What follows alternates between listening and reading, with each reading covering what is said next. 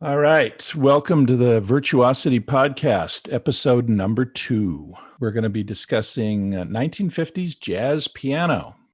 Yes. I'm here with my co-host, Timo Shanko. Hello. Hello, Timo. And jazz piano is kind of in your wheelhouse, so to speak. Yep, my favorite. And so we'll get into that in a minute. I just want to mention a couple things first. If you're listening to us on Spotify, if you have the full paid subscription, when you listen to the podcast, you're going to hear the full music clips. If you don't have a paid subscription, you just have the free subscription, you're going to hear 30-second clips from each of the tunes we're talking about. So I encourage you to go to our playlists, which you can find on Spotify.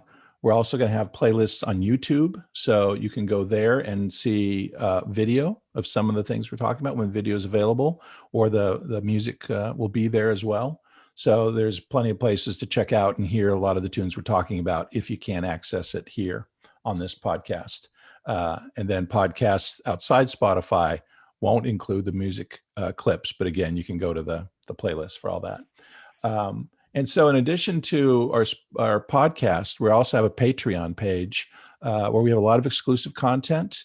And one of the really cool things for aspiring musicians is we're going to have Timo's transcriptions of artists that we're going to be doing exclusive podcasts for on the Patreon page. So for example, we might do a full show just on John Coltrane. And then part of your subscription on Patreon will be to get those transcriptions Timo has done personally. He's got an incredible library of music from every artist you could imagine in jazz and beyond, blues and all sorts of genres. And then also private lessons with Timo discussing music theory, and also the electric bass, upright bass, saxophone, all sorts of stuff there. So if you're interested in that, go over to the Virtuosity Patreon page. So let's get into it, Timo.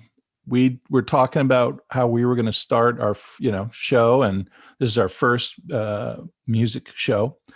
We did our introductory show just to kind of lay out for people what Virtuosity was all about. And we chose 50s jazz piano. Yeah. So why do you think that's a great place to start off a show called Virtuosity? Well, it wasn't, if we were going to do bluegrass mandolin, that would be like your most favorite thing. And if we did tenor saxophone, jazz tenor saxophonist, that would be my favorite thing. So we should do that a little bit later. And we could get started with something more neutral, like 50s jazz piano, which is chock full of masterful playing, very exciting, dynamic jazz piano playing. And if you play on those records in the 50s and 60s, and you're playing with the cats, then you're playing at a very high level. And there's so many guys to choose from. Of course, we'll have to pare down the list a little bit, so we're not, talking about this for 6 hours straight, because it's definitely enough good players to do that with. Right.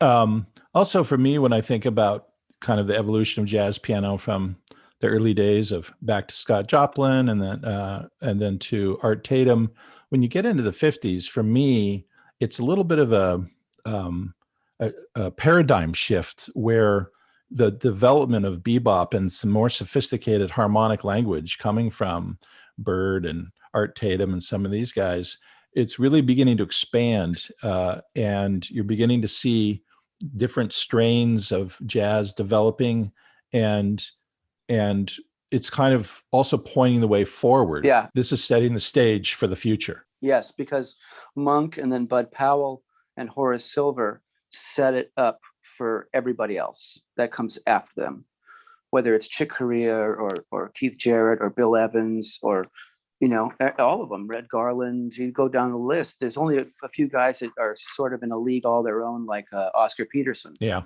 So Monk and Bud Powell and Horace Silver really set up the next phase of jazz piano from the 30s and 40s, like Fats Waller, Duke Ellington, Art Tatum, the Stride guys, Teddy Wilson.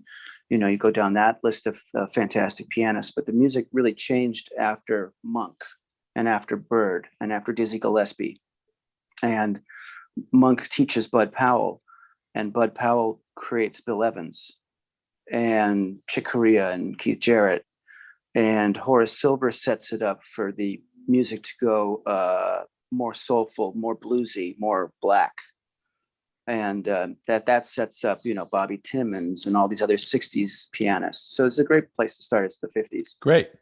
And they're still playing with the older guys, like Thelonius Monk's first gig was with Coleman Hawkins. So Horace Silver's first gig was with Lester Young and before Blakey.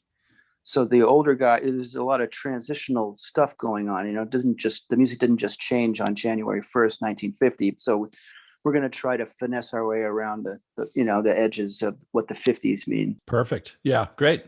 Well, why don't we get into some of the tunes? And I've got your playlist here, and the first song you've selected is Thelonious Monk, and it's the song Skippy.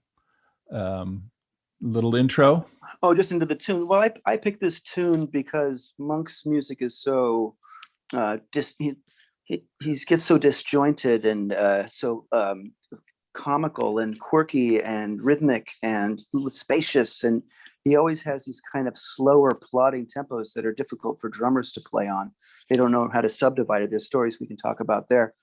And picking Skippy was like, it's very fast, and the head is so hard to play. The melody of the song is so hard to play that these horn players don't want to play it. So Monk plays it by himself. But all the chord resonances that Monk's really pioneering are all right there. Cool. All right. Well, let's give a listen to Skippy by Thelonious Monk.